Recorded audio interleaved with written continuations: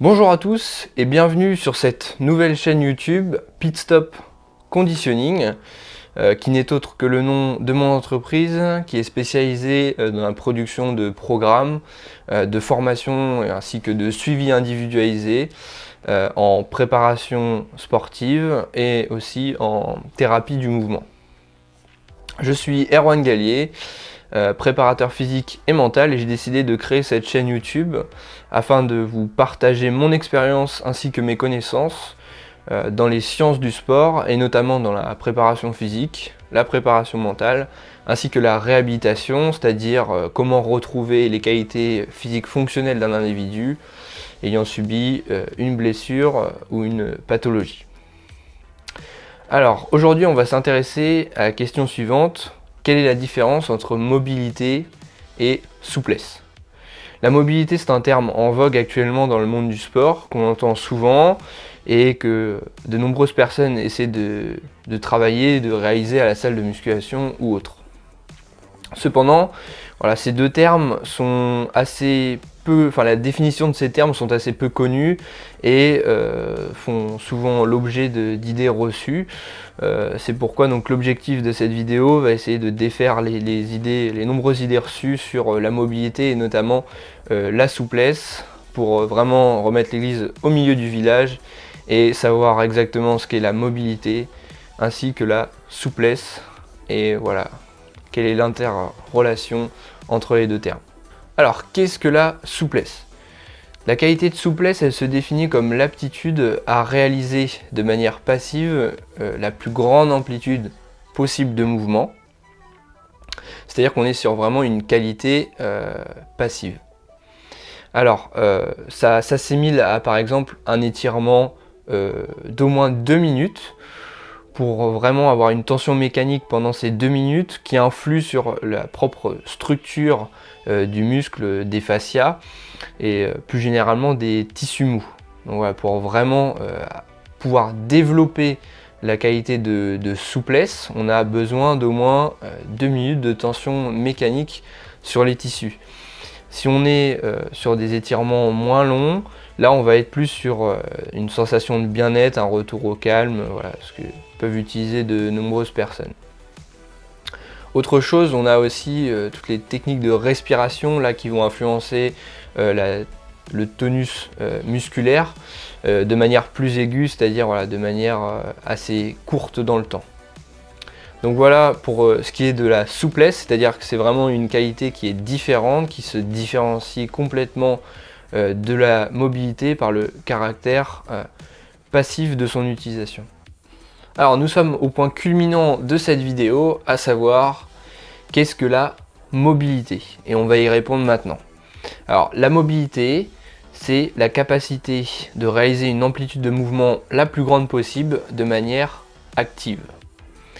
Donc c'est la capacité de se mouvoir, de bouger, sans restriction qu'elle soit articulaire ou musculaire, et sans douleur. Donc dans la vie quotidienne, ça se réfère par exemple à aller chercher un stylo qui est tombé par terre, ou par exemple dans une séance de musculation, être en capacité de réaliser un squat complet sans restriction ni douleur.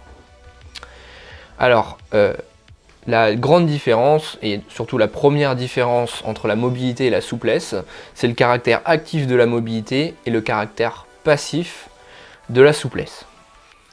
De plus, il faut savoir que la mobilité est en réalité composée de plusieurs qualités, dans lesquelles on retrouve la souplesse, la force et le contrôle moteur. Donc la souplesse, c'est les qualités visco-élastiques des tissus mous.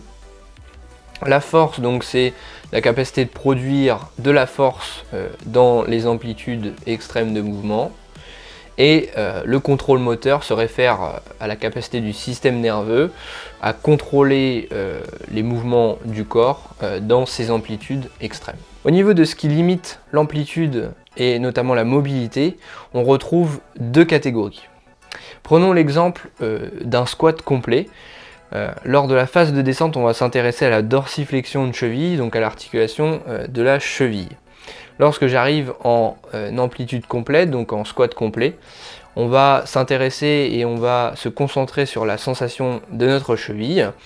Et on va donc soit ressentir une espèce de restriction au niveau de l'angle ouvert de la cheville, c'est-à-dire au niveau du triceps sural, qui est le mollet. Et donc là, ça va être plutôt une restriction d'ordre musculaire, ou en tout cas des tissus mous. Et à contrario, si on ressent une impression de blocage articulaire des os sur l'angle fermé de l'articulation de la cheville, là, on va être plutôt sur une restriction de type articulaire et notamment un manque d'espace capsulaire. Les autres types de restrictions sont du niveau nerveux, c'est-à-dire liés au système nerveux, et donc là on retrouve un manque de force dans les amplitudes extrêmes, dans les grandes amplitudes, où là ça va forcément restreindre le mouvement parce qu'on n'a pas la capacité, la force d'aller dans ces amplitudes. Et on a aussi le manque de contrôle moteur, où là le système nerveux, comme il sait que le corps n'a pas la capacité d'aller dans ces amplitudes, il va les limiter et donc il va se mettre en mode protection pour pas aller dans ces amplitudes là, car il sait que ça représente un danger potentiel, car on n'a pas la force ni le contrôle moteur pour aller dans ces amplitudes extrêmes. Alors la question qui en découle est la suivante: comment améliorer sa mobilité? Et donc ça sera l'objet de ma prochaine vidéo YouTube. D'ores et déjà, ce qu'on peut dire sur l'idée principale du travail de mobilité, c'est qu'il doit regrouper vraiment les trois composantes de la mobilité, c'est-à-dire la souplesse, le contrôle moteur et la force. C'est-à-dire que la plupart des choses que l'on peut voir sur les réseaux sociaux ou dans les salles de musculation, avec des automassages sur les rouleaux de massage, des mobilisations articulaires ou bien un travail avec élastique sont réalisés souvent à l'échauffement, sont en réalité vraiment juste les prémices du travail de mobilité, et c'est vraiment pas la mobilité, la conception de la mobilité telle qu'on l'a définie ici. C'est-à-dire que ça va vraiment réduire juste le tonus musculaire, par exemple sur les automassages, pour ensuite passer vraiment sur du travail réel d'exploration de la mobilité. Mais en aucun cas c'est indispensable, et ça reste vraiment des outils qui sont utilisés dans certains cas et vraiment spécifiques pour le tonus musculaire, mais ça se cantonne vraiment à cette infime partie, on va dire, de la mobilité. Donc la mobilité, comme j'ai dit, elle est composée de contrôle moteur, de force et de souplesse, et c'est pourquoi là on va retrouver des méthodes et des exercices. Alors il y en a beaucoup, parmi lesquels on va retrouver notamment les Pays and Raise, qui sont un ensemble de contractions isométriques dans des amplitudes extrêmes, donc combinées à un étirement, où là on va chercher vraiment à agrandir cet espace articulaire et l'amplitude de mouvement. On a aussi les RAC, c'est-à-dire des rotations articulaires contrôlées qui sont lentes et qui vont à l'extrême limite de l'amplitude du mouvement. Et là, on va chercher vraiment à explorer déjà l'amplitude qu'on a et à reconnecter en fait cette amplitude avec le système nerveux central. Si la mobilité vous intéresse et que vous voulez aller plus loin, j'ai également réalisé deux e-books, un sur la mobilité et un sur le squat complet, mais qui se réfère aussi à cette qualité qu'est la mobilité. Donc je vous laisse les liens en description dans la vidéo. Pensez à vous abonner à ma chaîne YouTube pour avoir les prochaines vidéos, ainsi que à mes autres réseaux sociaux tels que Instagram, Facebook et TikTok. Et je vous dis à bientôt pour de nouvelles vidéos.